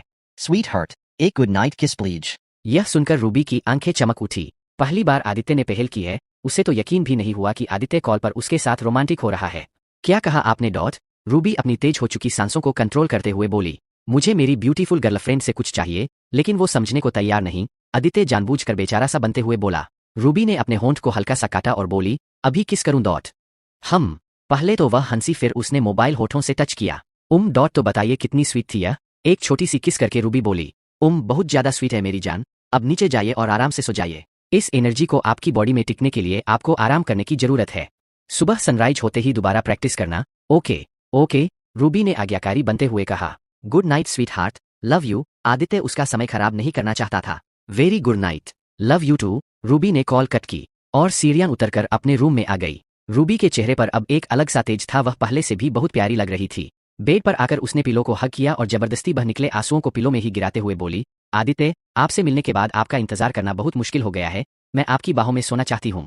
इधर आदित्य भी नीचे अपने रूम में आ गया। उससे रूबी की तड़प सहन नहीं होती थी। जब तक वह प्यार में नहीं पड़ा था तब तक उसको इन बातों की फिक्र नहीं थी, पर अब उस पर अपने आप को प्रूफ करने के साथ साथ गुलाब के फूल जैसे कोमल रूबी के प्यार की भी फिक्र थी। कहीं उसके इंतजार में यह फूल मुरझा न जाए। यह बात आदित्य के दिल को स्वीकार न हुई। उसने बैठकर कुछ देर ध्यान किया, अपनी इंटरनल पावर्स को अपनी बॉडी के कंट्रोल में रखने की प्रैक्टिस की, ताकि वह रूबी के साथ संभोग करते समय अपनी मजबूत बॉडी का उसकी सॉफ्ट बॉडी के साथ सही से तालमेल बिठा सके। इंटरनल पावर्स तरंगों के रूप में दौड़ती रही और डीप ब्रीथिंग करते हुए आदित्य उनको बॉडी के कंट्रोल में लेता रहा। 2 घंटे के ध्यान के बाद उसने अपनी बहुत सारी पावर्स पर बॉडी का सही कंट्रोल कर लिया, पर इससे आदित्य की बॉडी और भी मजबूत हो गई। उसने आंखें खोली तो उम्मीद की झलक उसकी आंखों में थी। अब आपको ज्यादा इंतजार नहीं करना होगा मेरी जान, बस एक और रात की दूरी, फिर आपका हर हुक्म मेरी सिर आंखों पर। 2 घंटे के ध्यान के बाद उसने अपनी बहुत सारी पावर्स पर बॉडी का सही कंट्रोल कर लिया, पर इससे आदित्य की बॉडी और भी मजबूत हो गई। उसने आंखें खोली तो उम्मीद की झलक उसकी आंखों में थी। अब आपको ज्यादा इंतजार नहीं करना होगा मेरी जान, बस एक और रात की दूरी, फिर आपका हर हुक्म मेरी सिर आंखों पर। अब आदित्य आराम की नींद सो गया। अगली सुबह सनराइज होते ही रूबी ने ब्रीथिंग प्रैक्टिस शुरू की। अब वह अपनी ओर से कोई भी कमी नहीं छोड़ना चाहती थी। आदित्य ने भी अपना बिजनेस शुरू करने के लिए दवाई तैयार करनी थी और रूबी के लिए भी दवा तैयार करनी थी, इसलिए हर्ब्स की जरूरत थी जो उसने विक्रम को अरेंज करने का बोला था। उसने विक्रम को कॉल करके बुलाया। विक्रम एक बड़ा सारा बॉक्स आदित्य के सामने रखते हुए बोला, जीजा जी, यह 20 साल पुरानी हर्ब्स है, आप खुद एक बार इनकी ऑथेंटिसिटी चेक कीजिए। पास खड़ा अमन उसके मुंह से आदित्य के लिए जीजा जी सुनकर हैरान रह गया। आदित्य ने इस बात की परवाह नहीं की उसको सुना या नहीं, या फिर वह क्या सोचता है इस बारे में। हर्ब्स में कुछ गड़बड़ हुई तो जिससे तुम इनको लाए हो उसको लाइन में करने की तैयारी रखना, आदित्य ने बॉक्स खोलने में जल्दी नहीं दिखाई। एक बात और, आदित्य ने कुछ और कहने की ओर रुख किया। बोलिए जीजा जी। विक्रम आदित्य की बात बहुत ध्यान से सुनता था। राइजिंग कम्युनिटी में जो सबसे अच्छा विला है उसकी डील करो आज शाम तक। विक्रम ने कुछ देर सोचा। राइजिंग कम्युनिटी सिटी से थोड़ा हटके है, यहाँ पॉल्यूशन बहुत कम है और वहां से नेचुरल साइट को सुबह शाम एंजॉय किया जा सकता है। राइजिंग कम्युनिटी में हर विला 15 करोड़ से शुरू होता है। जो सबसे अच्छा होगा उसकी कीमत भी ज्यादा होगी। जीजा जी मेरे पास आपके 21 करोड़ है, विक्रम सीरियस होते हुए बोला। आदित्य ने रंजीत रॉय का कार्ड उसको सौंपते हुए कहा, इसमें 20 करोड़ है, पासवर्ड रंजीत रॉय से ले लेना। ओके जीजा जी, आज शाम तक काम हो जाएगा। तो अब मैं चलता हूँ। मिस्टर कपूर, आप यहाँ से शिफ्ट होना चाहते हैं? अमन ने थोड़ा अधीर होते हुए पूछा। मेरे हिसाब से पानी बहता रहे तो अच्छा रहता है, हमें भी जीवन में आगे आगे बढ़ते रहना चाहिए।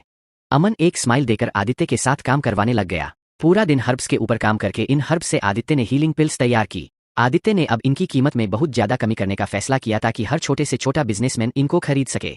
एक्चुअली बिजनेस के मैटर में हर बिजनेसमैन को बहुत ज्यादा दिमाग लगाना पड़ता है, तो उनको मानसिक थकान होती है जो नींद के बिना सही नहीं होती। ऐसे में अगर जागते हुए हीलिंग पिल मेंटल हेल्थ का ध्यान रखेगी, थकान को कंट्रोल करेगी, तो सोने के लिए नींद की गोली लेने की जरूरत नहीं पड़ेगी। इस काम के दौरान अमन ने पूरा ध्यान रखा कि आदित्य को कोई परेशानी न हो। शाम तक आदित्य ने 300 पिल्स तैयार की। अपने माथे से पसीना पोंछते हुए आदित्य ने अपने सामने रखी गोलियों को देखा।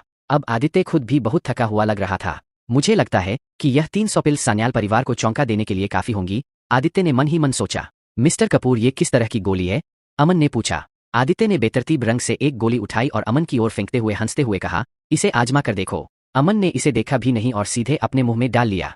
बस एक पल में अमन को तरोताजा और स्फूर्ति महसूस हुई, सारी थकान तुरंत दूर हो गई। क्या ये किस तरह की दवा है? अमन हैरान रह गया। आदित्य हंसा, इसे हीलिंग पिल कहते हैं। इन शॉर्ट, यह शरीर के लिए अच्छी है।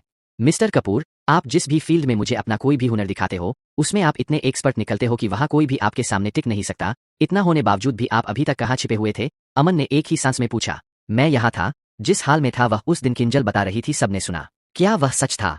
मुझे लगा विराट उनसे यह सब बुलवा रहा था। क्योंकि वहां पर सबको इसी ड्रामे के लिए अरेंज किया हुआ था? अमन ने हैरान होकर पूछा। आदित्य करवाहट के साथ मुस्कुराया। वो सब सच था। पास्ट सबको पता है पर फ्यूचर का किसी को अंदाजा भी नहीं। आई कैन अंडरस्टैंड, अमन ने कहा, क्योंकि वह तो खुद हर रोज आदित्य का फैन होता जा रहा था। वैसे अमन को अचानक कुछ याद आया। मिस वालिया से सिलेक्ट करवा लेते विला अपने लिए। उनकी चॉइस लाजवाब है।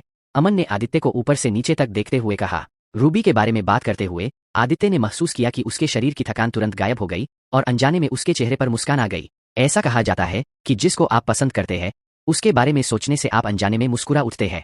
तो यह सच है? अमन ने मजाक में किनारे से कहा। बात मत घुमाओ। आदित्य ने अमन को घूर कर देखा। सच्ची में उनकी पसंद सबसे अलग है। अब तो शाम हो गई, अपने साले से पूछ लीजिए, उसने अपनी बहन के पसंद का विला सेलेक्ट कर लिया होगा। आदित्य और अमन दोनों हंस पड़े। इसके बाद आदित्य ने अपना फोन निकाला और विक्रम को कॉल किया। लगभग आधे घंटे बाद विक्रम विला के पेपर्स के साथ आदित्य के पास पहुंचा। जीजा जी, राइजिंग कम्युनिटी में प्लेटिनम विला 26 करोड़ में मिल गया, आपके नाम सारा पेपर वर्क हो गया है। आदित्य ने उसके हाथ से पेपर लिए और अमन को पकड़ा दिए। इस समय अमन ने आदित्य को आईब्रोज ऊपर उठाकर स्माइल दी और विक्रम से बोला, यह विला मिस वालिया को पसंद आ जाएगा ना? विक्रम बिना ज्यादा कुछ सोचे, हाँ बिल्कुल, इस विला की लुक बिल्कुल मिस वालिया के विला जैसी ही है, इसीलिए तो मैंने यही विला फाइनल करवाया। आदित्य को दोनों के बीच रहना कुछ अजीब सा लगा। मतलब सबको एहसास है आदित्य और रूबी एक दूसरे की तरफ अट्रैक्ट हो गए हैं। आदित्य के एक्सप्रेशंस देखकर अमन ने अपनी मुस्कान छुपाई और पेपर संभालने आदित्य के रूम में चला गया। अब आदित्य ने पिल्स को विक्रम को सौंप दिया और फिर ऑर्डर दिया। इन गोलियों की कीमत थोड़ी कम होनी चाहिए, प्रत्येक गोली 500 रुपए में। विक्रम हैरान रह गया और कुछ अजीब तरीके से बोला, प्रत्येक गोली 500? क्या यह बहुत सस्ता नहीं है? पहले यह 2 करोड़ में थी। बस जैसा मैं कहूं वैसा करो, आदित्य ने ठंडे स्वर में कहा। विक्रम ने गोलियों को देखा, उसकी आंखें घूम गईं और उसके दिमाग में विचार दौड़ने लगे। उसने मन ही मन सोचा, मैं तो अधिक कीमत पर बेच सकता हूं और उसे कभी पता नहीं चलेगा। यह सोचकर विक्रम गोलियां लेकर जाने ही वाला था। रुको! आदित्य की आवाज सुनकर विक्रम रुक गया। अगले ही पल आदित्य ने विक्रम को गर्दन से पकड़कर ऊपर उठा दिया। उसके पैर जमीन से ऊपर उठ गए। विक्रम ने बहुत स्ट्रगल किया लेकिन वह छूट नहीं पाया। आदित्य की पकड़ लोहे के चिमटे जैसी थी, जिससे विक्रम बिल्कुल शांत हो गया। जल्द ही उसको सांस लेने में कठिनाई महसूस हुई और उसका चेहरा तुरंत लाल हो गया। याद रखना, तुम मुझे बेवकूफ नहीं बना सकते। पहले तुमने हर गोली से 50 लाख कमाए हैं, पर अब तुम्हें पेमेंट मुझसे मिलेगी। मैं जानता हूं। विक्रम ने बड़ी मुश्किल से ये कुछ शब्द कहे। आदित्य ने विक्रम को छोड़ दिया, जो छूते ही जमीन पर गिर गया। विक्रम भाटिया को इस बात में कोई शक नहीं था कि आदित्य उसे अभी मार सकता था। मुझे माफ करें। विक्रम ने अपने माथे से पसीना पोंछा और माफी मांगते हुए कहा। आदित्य ने उसकी तरफ देखा और शांति से कहा, डोंट वरी, जब तक तुम मेरी बात मानोगे, मुझे धोखा नहीं दोगे, तब तक मैं तुम्हें कभी तकलीफ नहीं होने दूंगा। विक्रम ने जल्दी से सिर हिलाया, पर शब्द उसके मुंह में ही रह गए। अब अमन को साथ ले जाओ, विला में रहने के लिए सेटिंग करवाओ और कार्ड मुझे दे दो, आदित्य ने कहा। विक्रम ने कार्ड उसको देते हुए कहा, इसमें 15 करोड़ है। Okay, you can leave. Vikram ने अमन से बात की, वह ज्यादा देर नहीं रुके और जल्दी से चले गए। आदित्य अच्छी तरह से जानता था कि विक्रम लोमड़ी जैसे अपने काम चालाकी से करता रहा है, इसलिए उससे निपटने के लिए उसे दयालुता और गंभीरता दोनों की जरूरत थी। इन गोलियों से तो कुछ खास इनकम होगी नहीं, लेकिन ते वायरल जरूर हो जाएंगी और सान्याल की नींव को धक्का भी जरूर लगेगा। सही कहा जाता है, अमीर होने के लिए खेती से हटकर ही कुछ करना पड़ेगा। इस समय आदित्य को इस बात का गहराई से एहसास हुआ, खेती की गई हर्ब से कितनी अच्छी दवाई बन जाती है।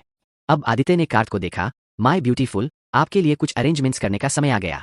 कहते हुए आदित्य ने अपनी गाड़ी स्टार्ट की और आधे घंटे में सिटी मॉल पहुंच गया। वह किंजल के लिए लगभग सारे काम करता था, पर शॉपिंग कभी नहीं की थी। यहाँ वह सीधे फीमेल सेक्शन में गया और बिना हेसिटेशन के रूबी के लिए एक रेड कलर की साड़ी पसंद की। वह जिस डमी पर लगाई हुई थी उसकी फिगर बिल्कुल रूबी की तरह थी। इस साड़ी की बॉर्डर पर गोल्डन डायमंड्स की एम्ब्रॉयडरी थी। आदित्य ने साथ मैचिंग हाई हील फुटवियर, एक जोड़ी गोल्डन डायमंड्स वाले कंगन, nail paint, lipstick, necklace set और पर्स लिया। इसके बिना उसको मेकअप में क्या लिया जाए उसकी समझ नहीं आई। करीब 60 लाख में रूबी के लिए शॉपिंग करने के बाद उसने एक चॉकलेट बुके लिया। अब उसने कुछ और खरीदने का सोचा, मिस ब्यूटीफुल, कुछ ऐसा जो काम भी आना है और जिसको देखकर आपके दिल में आने वाली रात के लिए क्यूरियोसिटी बढ़ जाए। आदित्य ने एक मुस्कान को होठों में छुपाया और एक मेडिकल स्टोर के आगे कार रोकी। उसने मेडिकल स्टोर से एक छोटा सा बॉक्स खरीदा। इस पर गोल्डन इंक से कुछ लिखा और चॉकलेट बुके के बीच बिल्कुल छुपा दिया। अब वह सिटी के सबसे फेमस ज्वेलर के पास गया और रूबी के लिए एक डायमंड रिंग सिलेक्ट की जिसकी कीमत 10 लाख थी। अब आदित्य के पास अपना कमाया हुआ पैसा था तो उसने खरीदने में बिल्कुल हेसिटेट नहीं किया। रिंग को अपने हाथ में पकड़कर देखते हुए, आपके दिल में बस मेरा प्यार, हल्के से कहते हुए आदित्य मुस्कुराया। अब इस सारे सामान को उसने एक बॉक्स में गिफ्ट रैप करवाया और रूबी के विला की ओर गाड़ी दौड़ा दी। आप लोगों को कंप्लीट करवा दोगे एंड कमेंट्स जितना ज्यादा कर सकते हो उतना कर देना। तो चलो मिलते हैं अगली वीडियो में, तब तक के लिए arigato।